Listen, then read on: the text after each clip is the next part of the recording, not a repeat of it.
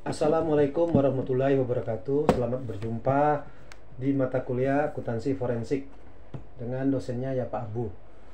Ya. Nah, mungkin kalian bertanya-tanya apa itu akuntansi forensik? Atau apa sih yang dipelajari dalam akuntansi forensik? Apakah ada jurnal penyesuaian yang harus kita buat nanti? Atau buku besar, diposting buku besar dan lain-lain? Nah, akuntansi forensik ini terdiri dari dua kata ya, akuntansi dan forensik. Kalau akuntansi sendiri kalian pasti sudah tahu ya. Nah, akuntansi itu ada beberapa memang yang mengungkapkan istilah akuntansi itu apa ya yang dimaksud dengan akuntansi itu. Nah, salah satunya adalah suatu proses pencatatan akuntansi transaksi keuangan. Suatu proses pencatatan transaksi keuangan yang akan menghasilkan laporan keuangan yang dibutuhkan oleh berbagai pihak. Pihak pengguna namanya. Kalian tentu sudah tahu pengguna laporan akuntansi, laporan keuangan siapa saja kira-kira. Pihak manajemen ya butuh, pihak pemegang saham, kreditur ya. Nah, itu. Dan lain-lain ya. Pihak pemerintah juga butuh laporan keuangan perusahaan ya untuk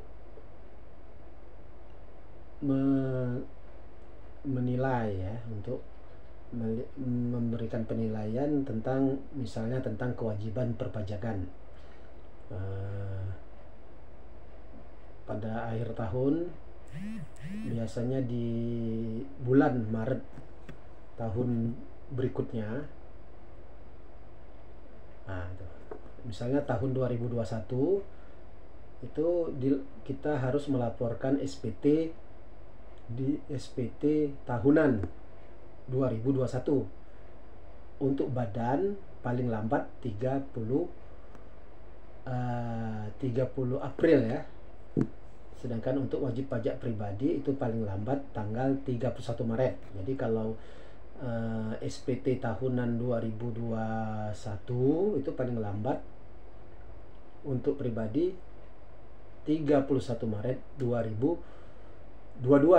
Sedangkan untuk wajib pajak badan 30 April 2022. Jadi pada saat khususnya badan pada saat melaporkan SPT ya harus melampirkan laporan keuangan tahun 2021 yang terdiri dari neraca dan laba rugi. Nah, itu. Jadi pemerintah juga memiliki punya kebutuhan akan laporan keuangan perusahaan ya. Kalau istilah forensik ini sendiri sering kita dengar dalam dunia kedokteran ya. Atau baru-baru ini kita dihebohkan dengan kasus kematian Brigadir J ya. Nah, itu. Dokter forensik itu melakukan otopsi terhadap jenazah Brigadir J. Nah, itu. Di Polri sendiri, di Kepolisian Republik Indonesia itu ada istilahnya, ada satu laboratorium forensik ya. Jadi laboratorium forensik merupakan salah satu sarana untuk membantu penyelidikan dan penyidikan yang kewenangannya diatur dalam undang-undang ya. Kemudian hasil laboratorium forensik ini dapat dijadikan alat bukti guna mendukung dan melancarkan jalannya persidangan. Jadi ada laboratorium forensik ya. Nah, apa itu ilmu forensik? Ilmu forensik merupakan penerapan dan pemanfaatan ilmu pengetahuan tertentu untuk kepentingan penegakan hukum dan keadilan. Nah, ada kaitannya dengan penegakan hukum dan keadilan ya. Itu forensik. Jadi ilmu forensik tadi apa? Merupakan penerapan dan pemanfaatan ilmu pengetahuan tertentu. Menerapkan ilmu untuk kepentingan penegakan hukum. Nah, itu. Jadi ada ilmu kedokteran forensik gitu ya, disebut juga ilmu kedokteran kehakiman atau jurisprudensi medis. Nah, kalau kita kayak ganti saja tadi ya, ilmu forensik merupakan penerapan dan pemanfaatan ilmu pengetahuan tertentu untuk kepentingan penegakan hukum dan keadilan. Merupakan penerapan. Jadi singkatnya ini apa? Menerapkan pengetahuan untuk kepentingan penegakan hukum dan keadilan. Jadi kalau kita ganti ilmunya dengan kata akuntansi, ya menjadi apa itu? Akuntansi forensik merupakan penerapan dan pemanfaatan ilmu akuntansi untuk kepentingan penegakan hukum dan keadilan. Nah, itu. Jadi ada kaitannya dengan hukum, penegakan hukum dan keadilan ya. Kemudian kalau kita belajar di akuntansi forensik ini ya tidak terlepas dari kecurangan, ya kan? Nah, itu untuk mengetahui, mendeteksi adanya kecurangan itu ya, untuk mengapa kecurangan itu bisa terjadi misalnya kan. Nah, itu kita harus tahu dulu dari apa itu kecurangan atau fraud, dalam bahasa Inggrisnya fraud. Fraud, kalau orang Indonesia sudah bilangnya fraud ya. Tapi kalau bacanya sendiri sebetulnya fraud ya. Oke. Di beberapa literatur tentang akuntansi forensik itu biasanya di latar belakang ataupun di pendahuluannya itu dia menceritakan tentang fraud atau kecurangan ya. Memang karena kaitannya dengan kecurangan akuntansi forensik ini ya. Jadi kalau kita lihat menurut Begelman dan Bartow tahun 2006 itu ada 3 bentuk fraud. Dalam praktiknya itu ada 3 bentuk fraud atau ada 3 bentuk kecurangan. Pertama, bisa kecurangan laporan keuangan, fraudulent financial statements. Kedua, penyalahgunaan aset, asset misappropriation ya. Dan terakhir korupsi, corruption ya. Jadi ada 3 bentuk fraud. Ada 3 bentuk fraud atau ada 3 bentuk kecurangan. Kecurangan laporan keuangan. Jadi memang dia membuat laporan keuangan yang sesuai dengan kepentingannya ya. Jadi laporan keuangan itu sendiri tidak menggambarkan transaksi yang sebenarnya terjadi.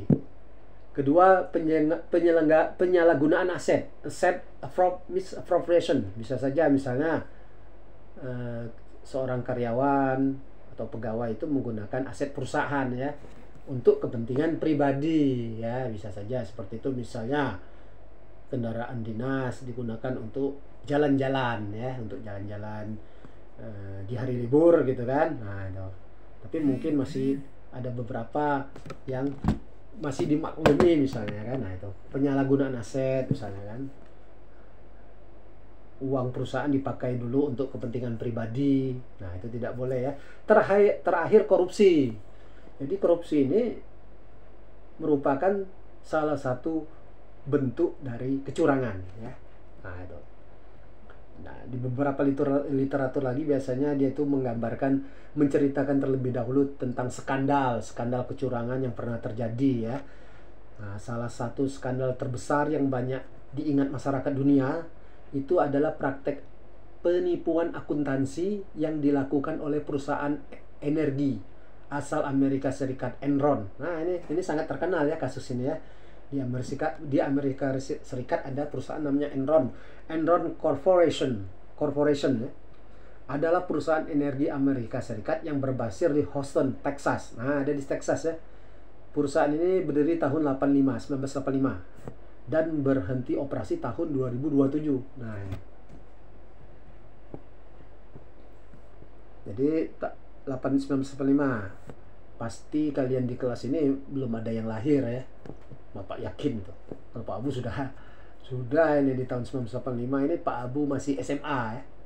Kelas mungkin 85 mungkin kelas 1 ya, kelas 1 SMA nya. Kelas 1. Oke, praktik-praktik yang tidak etis yang dilakukan perusahaan Enron ini ya, dia itu menampilkan data penghasilan yang tidak benar. Jadi penjualan misalnya pendapatan itu ya, ada di laporan laba rugi itu bukan yang sebenarnya ya, harusnya sesuai dengan fakta transaksi ya, serta modifikasi neraca keuangan sehingga dengan demikian kinerja keuangannya menjadi positif, menjadi bagus ya, seperti itu. Nah, dia menampilkan jadi istilahnya apa itu, laporan keuangan window dressing, jadi bagus ya, ditampilannya jadi bagus. Nah, akibatnya ini akhirnya Enron ini dinyatakan bangkrut ya, setelah harga sahamnya turun di bawah $1 Amerika, padahal dia sempat mencapai $90,56 Amerika ya. Harga sahamnya tinggi, tapi karena skandal ini ya akhirnya turun ya.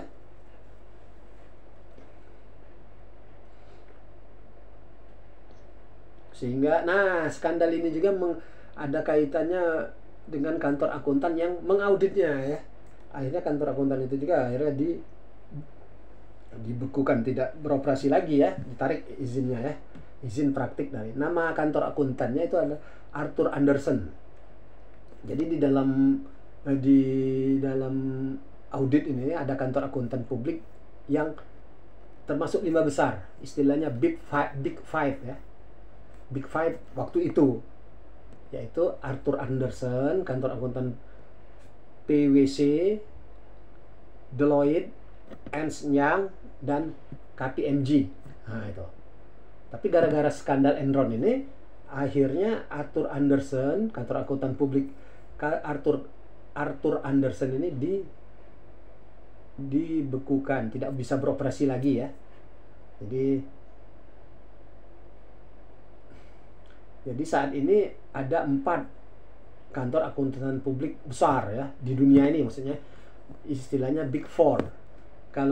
Kalau sebelumnya ada Big Five, karena Arthur Andersen tidak beroperasi lagi karena skandal Enron ini, maka sekarang hanya ada Big Four, yaitu PwC, PwC ya, Deloitte, Ernst Young, dan KPMG ya. Nah itu skandal di Amerika. Di Indonesia juga ada banyak ya. Nah, bagaimana di dalam negeri, khususnya di pasar modal Indonesia? Isu manipulasi laporan keuangan emiten itu ramai setelah Bursa Efek Indonesia BEI ya dikejutkan adanya dugaan manipulasi laporan keuangan tahunan 2019 yang menerpa salah satu emiten di bidang jasa perdagangan teknologi informasi ya, PT Envis Technologies Indonesia Tbk ya. Kemudian skandal PT Kimia Farma ada juga. PT Kimia Farma ini mencatatkan saham perdananya untuk IPO pada 4 Juli 2001. Di laporan keuangan 31 Desember 2001, dia memperoleh laba sebesar 132 miliar yang diaudit oleh kantor akuntan publik Hans Tuanakota dan Mustafa ya. Tetapi Kementerian BUMN dan Bapepam itu menilai bahwa laba bersih 132 miliar tadi itu terlalu besar dan ada rekayasa menurut kementerian tadi ya, sehingga diputuskan untuk dilakukan audit ulang. Nah, bisa seperti itu ya. Jadi sudah diaudit lagi nih karena mencurigakan ya. Terlalu tinggi rasanya laba bersih itu ya, terlalu besar. Sampai menembus 132 miliar. Kemudian diaudit lagi. Kemudian laporan keuangan Kimia Farma disajikan kembali, namanya restated ya, karena ditemukan kesalahan yang cukup mendasar, yang salah material ya. Jadi dalam laporan keuangan baru PT Kimia Farma ini ternyata laba perusahaan hanya 99,56 miliar. Padahal tadi katanya 32,6 miliar. Nah itu ya. Itulah skandal-skandal sehingga perlunya akuntansi forensik ya. Nah itu. Ilmu dan praktik akuntansi saat ini memang mengalami perkembangan ya, di berbagai cabang keilmuannya ya, seperti itu. Kalau kita lihat SAK sendiri ya terus berkembang, standar akuntansi keuangan. Kalau dulu tahun 80-an itu hanya ada satu PAI, Prinsip Akuntansi Indonesia. Dan PAI itu sendiri bukunya sangat tipis dulu ya. Sekarang sudah banyak sekali ya. Malah standar akuntansi keuangan itu ada 5 sekarang ini ya. Standar akuntansi keuangan umum, standar akuntansi keuangan entitas tanpa akuntabilitas publik, ETAP ya. Standar akuntansi keuangan syariah, standar akuntansi keuangan pemerintah, standar akuntansi keuangan EMKM, entitas mikro, kecil, dan menengah. Nah itu kalian harus pelajari ya, dibaca itu ya. Tapi kalau kita kupas satu-satu tentang standar itu ya tidak sempat, dan bukan bagian dari mata kuliah ini ya. Tidak dipelajari di situ secara pokoknya. Kita belajar sini tentang akuntansi forensik, sudah berkembang jadi ilmu dan praktik akuntansi ya, sesuai dengan perkembangan dunia usaha ya kan.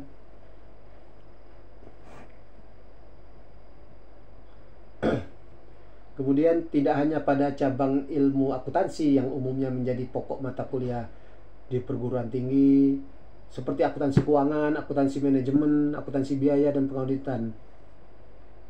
Namun, cabang ilmu akuntansi juga semakin berkembang dalam bidang-bidang khusus ya, sebagai akibat dari perkembangan dunia bisnis serta pengaruh sosial, politik, dan berbagai faktor lainnya. Jadi banyaknya praktik kriminal seperti kecurangan tadi, fraud ya, dalam dunia bisnis dan pemerintahan, seperti korupsi, penyuapan, gratifikasi, pungutan liar, dan maraknya isu-isu sosial lainnya yang berhubungan dengan fraud, kecurangan ya, itu mendorong munculnya ilmu akuntansi forensik. Jadi yang melatar belakangi ilmu akuntansi forensik ini, akuntansi forensik ya, itu karena banyaknya kecurangan yang terjadi. Tadi telah disebutkan ada 3 ya kecurangan, apa saja tadi? Kecurangan laporan keuangan, penyalahgunaan aset misappropriation, dan korupsi, corruption ya. Nah, itu.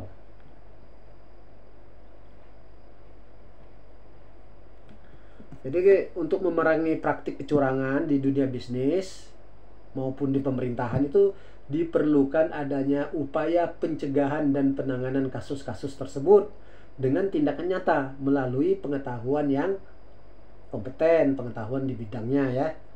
Akuntansi forensik ini merupakan perpaduan keahlian dalam bidang audit dan akuntansi, yang didukung adanya kemampuan investigatif dalam permasalahan keuangan yang memicu timbulnya kecurangan ya. Kasus-kasus tersebut dengan tindakannya itu tadi. Jadi auditnya ada di dalam akuntansi forensik itu ya, akuntansinya ada, kemudian harus ada akuntannya harus punya kemampuan investigatif, kemampuan menyelidiki ya dalam permasalahan keuangan yang menyebabkan adanya terjadinya kecurangan. Nah, ilmu akuntansi forensik ini telah berkembang lama di berbagai negara dan telah menjadi bagian yang tak terpisahkan dari profesi dan peran seorang akuntan. Jadi akuntansi forensik, orangnya disebut apa? Akuntan forensik ya. Nah, kalau di Indonesia cabang ilmu ini berkembang cukup pesat ya dalam 1 dekade terakhir ini ya, 10 tahun terakhir ini ya, sudah berkembang.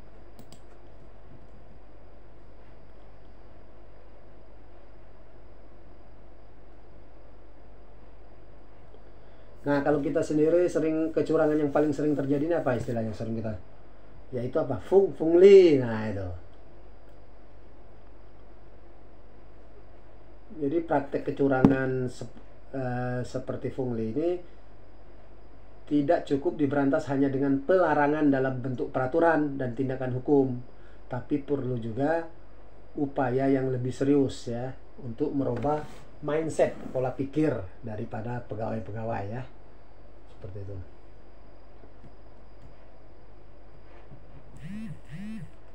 Jadi telah Pak Abu sampaikan tadi fraud atau adalah kecurangan ya. Nah, ada apa itu yang kecurangan ya? Fraud. Kecurangan itu adalah penipuan yang dibuat untuk mendapatkan keuntungan pribadi atau untuk merugikan orang lain. Ya, dalam hukum pidana kecurangan adalah kejahatan atau pelanggaran yang dengan sengaja menipu orang lain dengan maksud untuk merugikan mereka.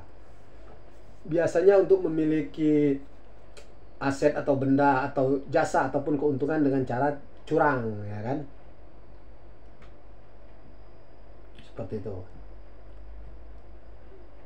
Latar belakang sejarah kecurangan ini, menurut beberapa literatur yang ada, akuntansi forensik merupakan salah satu profesi lawas, profesi zaman dulu ya, sejak masa kejayaan Mesir kuno.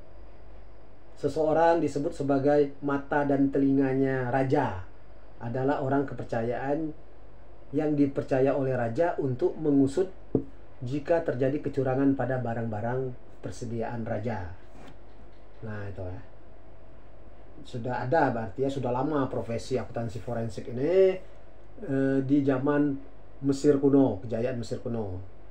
Seiring dengan perkembangan zaman, fraud menjadi masalah bagi perusahaan ya, terlebih lagi bagi investor, di mana ada pemisahan antara ownership dan manajemen ya kan. Semakin besarnya perusahaan, maka perusahaan itu mungkin pemiliknya akan menjual sahamnya ya kan, sehingga pemiliknya tidak hanya satu saja, satu orang atau lebih banyak ya.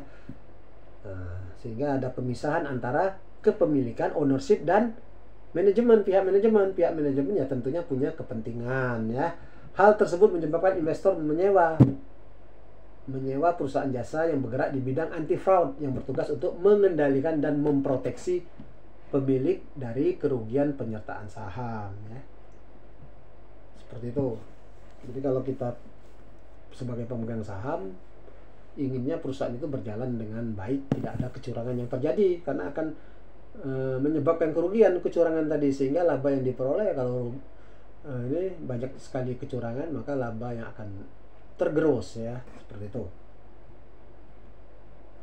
Jadi ada akibatnya karena ini. Tapi memang ya tadi sudah dari awal disebutkan tadi ya, bahwa sudah lama profesi akuntansi forensik ini sudah lama, sejak Mesir kuno ya.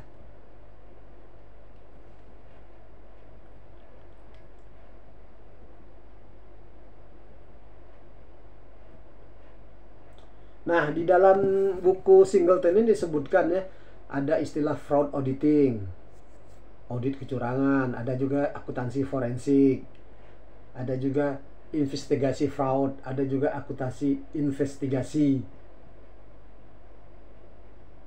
dan penilaian analisis. Nah, itu tidak jelas didefinisikan ya, istilah-istilah itu. Fraud audit itu, kalau fraud audit melibatkan pendekatan khusus dan metodologi untuk membedakan penipuan, yaitu auditor mencari bukti penipuan. Fraud audit ya, tujuannya adalah membuktikan atau menyangkal adanya penipuan. Secara historis, kalau akuntan forensik telah dipanggil setelah bukti dan dugaan penipuan telah muncul melalui tuduhan, keluhan, dan penemuan. Seperti itu ya. Kalau fraud audit itu dia mencari bukti penipuan, bukti kecurangan ya, adanya kecurangan sudah terjadi. Nah, itu adalah tugas fraud audit. Kalau akuntansi forensik, setelah bukti atau dugaan penipuan itu telah muncul melalui tuduhan, keluhan, atau penipuan. Bedakan ya. Fraud audit tadi dia mencari bukti penipuan. Nah, belum tahu ada penipuan atau tidak, dia mencari buktinya ya. Nah, ada tidak ya. Tapi kalau akuntansi forensik sudah ada kejadian, nah baru dipanggil. Nah, akuntan forensik harus berpengalaman ya, terlatih dan berpengetahuan dalam semua proses yang berbeda dari penyelidikan penipuan ya. Termasuk apa keahlian yang harus dimiliki oleh akuntan forensik? Termasuk bagaimana mewawancarai orang-orang secara efektif, bagaimana menulis laporan yang efektif untuk kliennya ya, dan pengadilan, bagaimana memberikan kesaksian ahli di pengadilan, dan peraturan tentang bukti, aturan tentang bukti ya. Jadi akuntan forensik ini bisa dimintakan jasanya, dibantuannya sebagai saksi di pengadilan, namanya saksi ahli ya, seperti itu. Kemudian berbagai macam auditor ya, ada auditor keuangan sebagaimana sudah dipelajari, di mana kemarin kita audit sektor publik, ada auditor keuangan.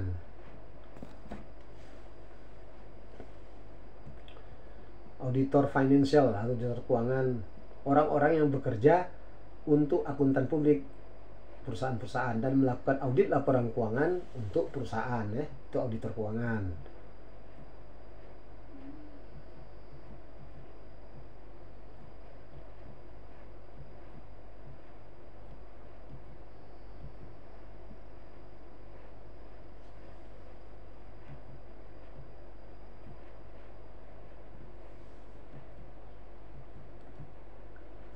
Kemudian di dalam buku Singleton ini juga diceritakan tentang perbedaan antara akuntansi forensik, fraud audit, dan audit investigasi. Seperti itu ya. Audit keuangan. Kalau audit keuangan adalah mencoba untuk memungkinkan auditor memberikan pendapat. Auditor keuangan itu memberikan pendapat tentang laporan keuangan yang diauditnya ya, sesuai atau tidak dengan prinsip akuntansi berterima umum.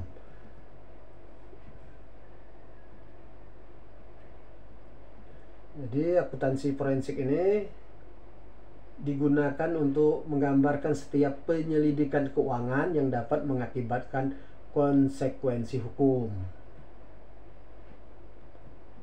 Jadi ada perbedaan mendasar antara prosedur auditor fraud dan orang-orang auditor keuangan. Auditor fraud melihat ke belakang dan di luar transaksi, dan audit real untuk fokus pada substansi transaksi ya. Auditor fraud tidak mempertanyakan bagaimana sistem akuntansi dan pengendalian internal, melainkan apa, di mana link terlemah dalam rantai sistem pengendalian, penyimpangan apa dari praktik akuntansi konvensional yang mungkin, bagaimana offline transaksi ditangani dan yang mengotorisasi transaksi tersebut. Nah, itu.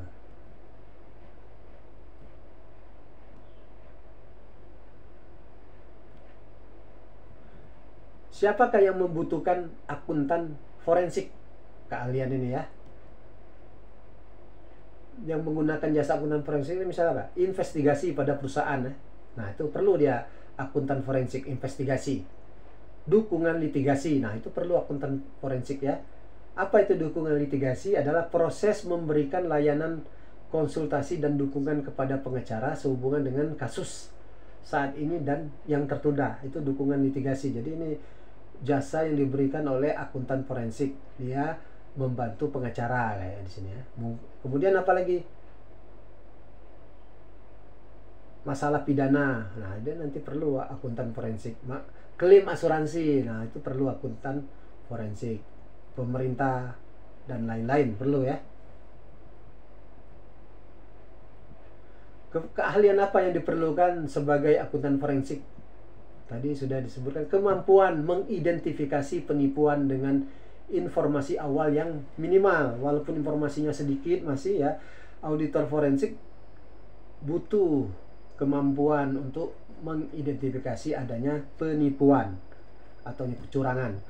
Kemudian keterampilan wawancara. Nah, akuntan forensik harus bisa mewawancarai ya, mendapatkan hasil dari wawancara itu. Dia harus punya teknik, mindset, pola pikirnya. Nah, salah satu faktor penentu keberhasilan akuntan forensik dan salah satu yang paling sulit untuk didefinisikan adalah pola pikirnya ya. Nah, itu. Fraud dapat dideteksi, ditemukan secara tidak sengaja. Nah, itu. Pengetahuan tentang teknik investigasi perlu tuh, keahlian dalam investigasi, mentalitas investigasi, kemudian mengidentifikasi masalah keuangan. Jadi ya, akuntan forensik perlu punya keahlian itu ya, bisa dapat mengidentifikasi masalah keuangan dan interpretasi dari informasi keuangan. Jadi auditor auditor kecurangan ya. Seperti jasa akuntan forensik dibutuhkan oleh berbagai kelompok, auditor fraud juga dibutuhkan ya. Seperti itu, sama halnya maksudnya dengan akuntan forensik. Tapi auditor fraud ini agak kurang karena ruang lingkup audit fraud hanya melibatkan fase terbatas pada siklus fraud, hanya terbatas ya. Jadi auditor fraud, kalau di sektor swasta maksudnya, keahlian fraud audit juga bermanfaat dalam banyak kasus kejahatan, kekeliruan, penipuan komputer, sistem penipuan dan lain-lain. Ya. Jadi kita sudah belajar bab 1 ini tentang akuntansi fraud. Akuntansi forensik ya. Oke. Itu saja yang dapat Pak Abu sampaikan. Akhir kata Pak Abu sampaikan. Wassalamualaikum warahmatullahi wabarakatuh.